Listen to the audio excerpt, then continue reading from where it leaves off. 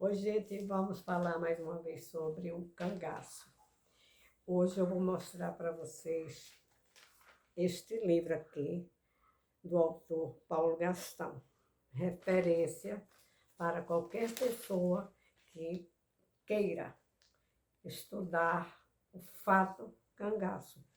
Ele me enviou esse vídeo, aqui está a oferta, né?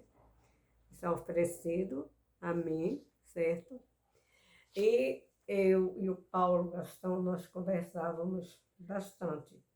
Algumas vezes presencial e outras vezes, quase sempre, trocávamos e-mails, telefonemas. E por quê?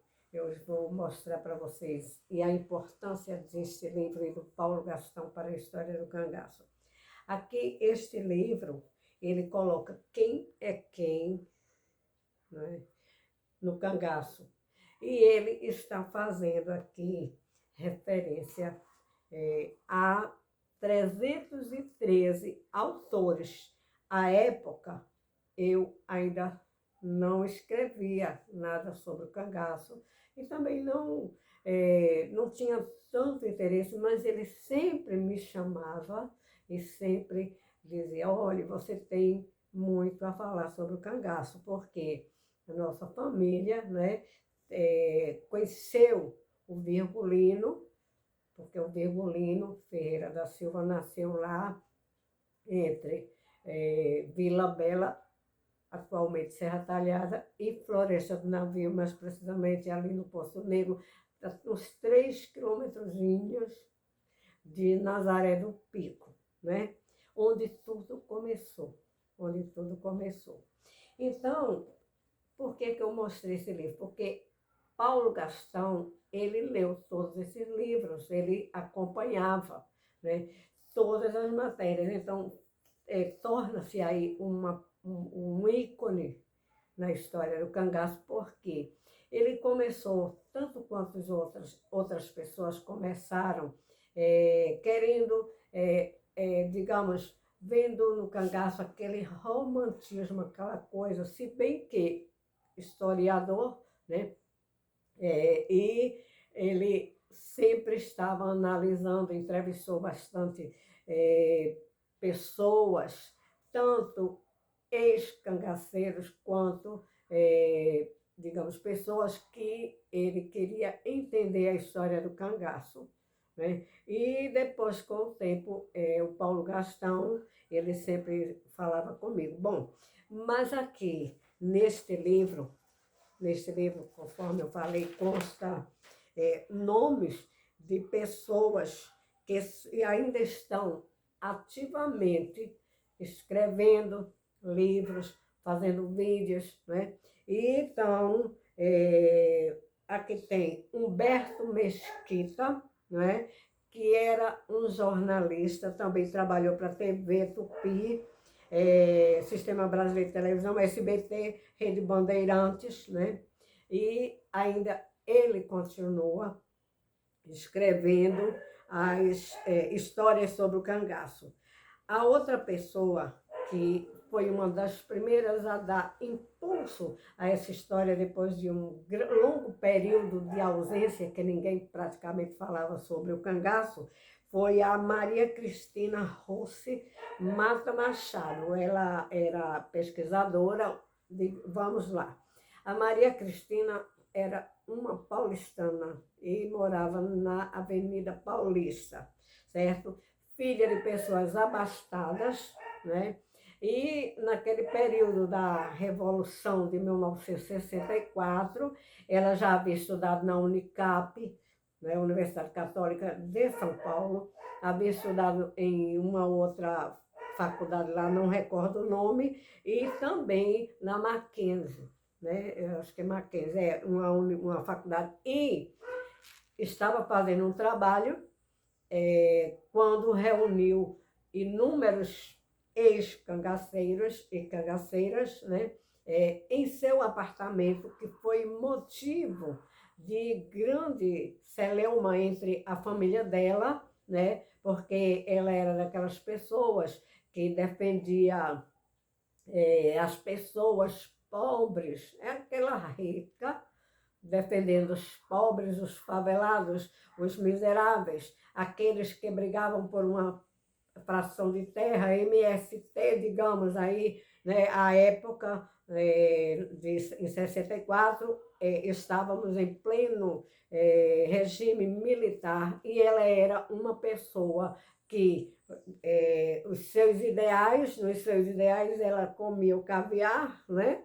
Mas ela lutava pela classe pobre e ela queria entender as táticas de guerra, segundo ela, né? Escreveu, inclusive, as táticas de guerra dos cangaceiros. Por isso, ela foi procurar essas pessoas, esses elementos, né? Principalmente os que moravam em São Paulo, que era a Sila, a Hilda, que também está aqui consta no livro como uma escritora. A Hilda, ela foi procurar também o Zé Sereno, a Hilda, a Dadá, que morava na Bahia, foi procurar a Expedita, a suposta filha do Virgulino, com a Maria Bonita. Mas vamos adiantar um pouco aqui sobre um outro autor, que é o João de Souza Lima. Esse me chama bastante atenção. É um pernambucano, né, que foi morar em Paulo Afonso e ele começa a se interessar sobre a história do cangaceirismo, em especial do Virgulino, o Lampião, né? Então, eu tenho também aqui este livro, que é exatamente o que eu vou falar, é o do João de Souza Lima, que é um livro bastante interessante, né? E então ele vai falar aqui, fazer referências à chegada da Maria Bonita, vejamos, da Maria Bonita ao mundo. Deixa eu ver aqui qual é a página. Na página 18, ele vai relatar como é que a Maria Bonita, né? Ele fala que a Maria Bonita chamava-se realmente Maria Gomes de Oliveira, filha de Dona Joaquina Conceição Oliveira, né? E o seu José de Felipe. Então, ele vai demonstrando aqui que ele tem um conhecimento muito grande sobre a Maria Oliveira, né? E que a Maria Oliveira, ela foi casada com o primo José de Nenê, o Zé de Nenê, né? Mas ele fala sobre a infância dela, tudinho. O que é interessante e o que nós que viemos depois, né, fazendo esses estudos, né, sobre o cangaço, o que é mais interessante é que ele jamais, né, apresentou um documento dessa Maria Oliveira, que ele disse que nasceu no dia 8 de março de 1911. Eu perguntei em uma live que ele estava fazendo, compartilhando com o Manuel Severo Barbosa, que admiro muito, e eu perguntei qual a data de nascimento da Maria. E ele disse para mim o seguinte, respondeu que preferia 8 de março de 1911. Portanto, aqui neste livro também existe toda a família da Dona Maria Joaquina Conceição. Está aqui, ó, a Dona Maria Joaquina Conceição, certo? Está na página 88 e constam todos os filhos da Dona Joaquina com o senhor José de Felipe. Mas é desencontrada a data de nascimento da Maria, né? Maria Bonita, que ele chama Maria Bonita, mas era Maria Oliveira, mas deram alcunha de Maria Bonita e hoje todo mundo, como que se vai encontrar um documento de Maria Bonita, se a Maria Bonita nunca existiu, né? Não existiu de fato nem de direito, porque Maria Bonita é uma alcunha que a própria Maria Oliveira, que ele coloca como sendo a Maria Bonita, ele não apresentou documento nenhum dessa Maria Oliveira, né? E não seria difícil, gente, não seria difícil se ele procurasse o batistério da Maria Bonita, da Maria Oliveira, perdão aí, o batistério da Maria Oliveira, o batistério do Zé de Felipe, que ambos contraíram casamento numa igreja. Portanto, esse documento deve existir. Ou existe ou não existe, né?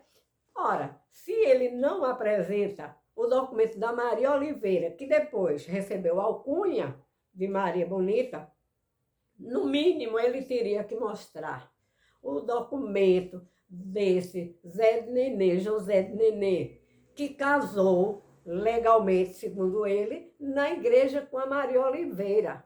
Por que motivo ele não apresenta? Por qual motivo, né? Ora, se existe, tem até aqui fotos do suposto pai, que não era pai da Maria Oliveira.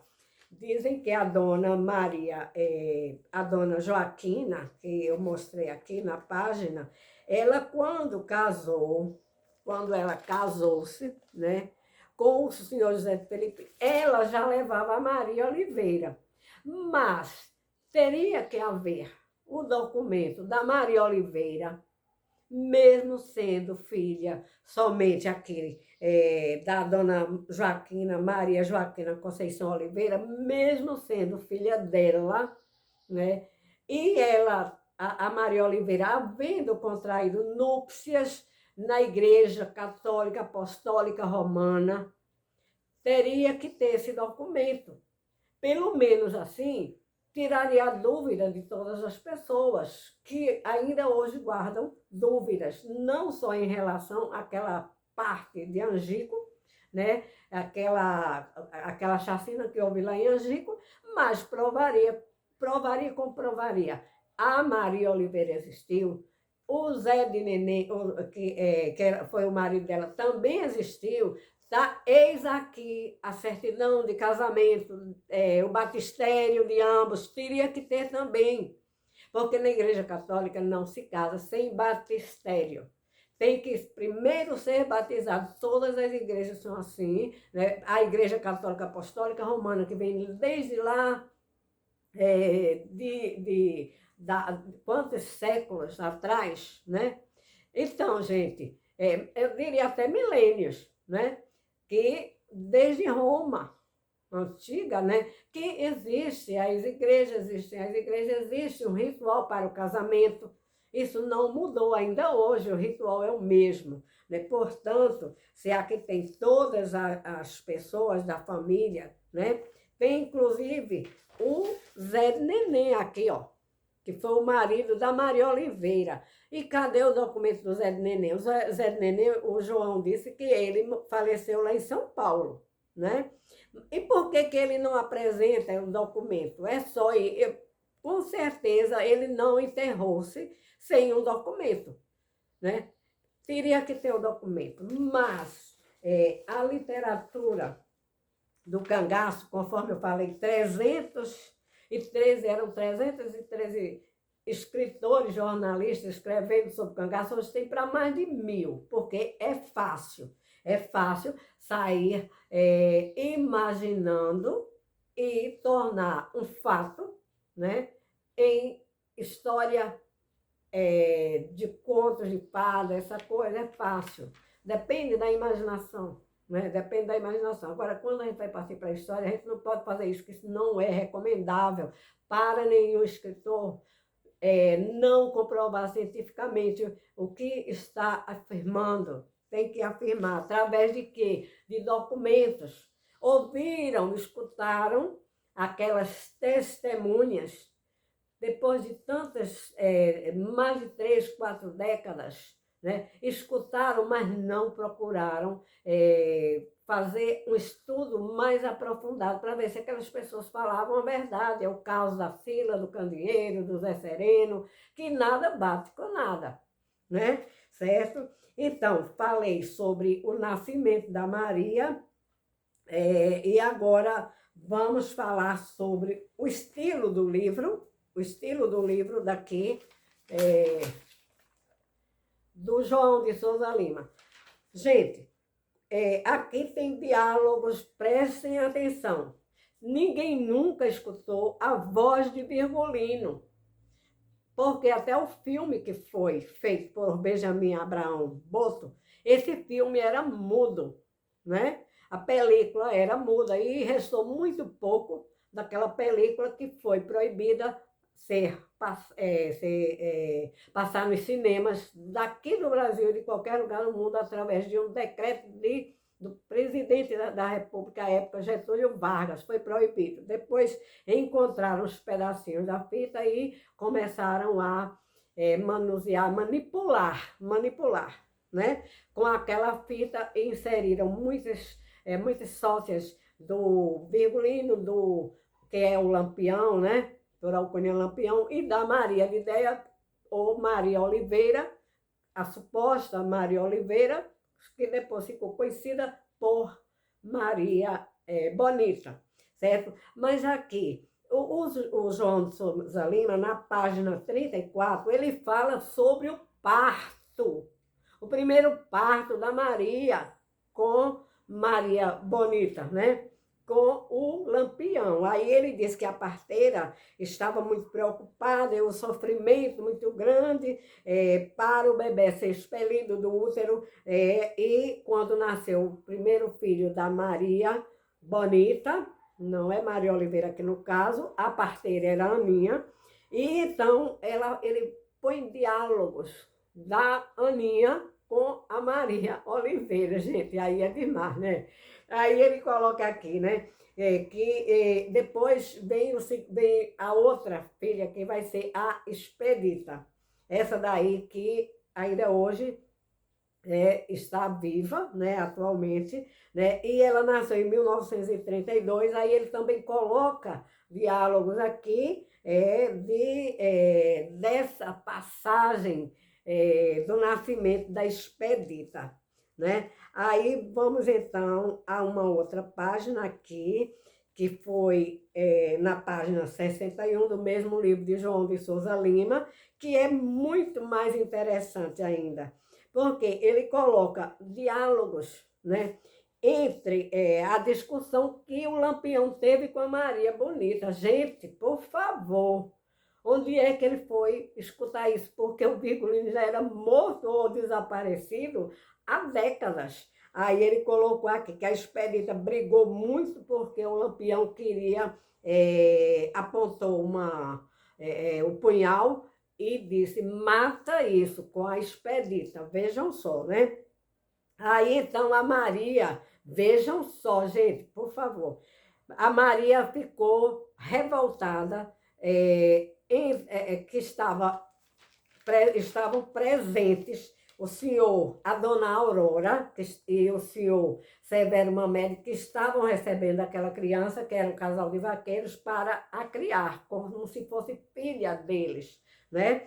Então, ele coloca aqui a Maria falando, a Maria conversando, né? Vejamos, a Maria brigando com o Lampião, né? Maria ia brigando porque a Maria ela estava um pouco cansada, ou muito cansada, e ela estava reclamando que o Lampião estava, anda, caminha, vá logo, né? Apressa, né? Foi quando ele se aborreceu com ela que ela disse o seguinte, mudiça miserável, desgramado, e você, seu cego velho da gota, seu canela de viado, não está vendo que eu não posso andar por causa da criança?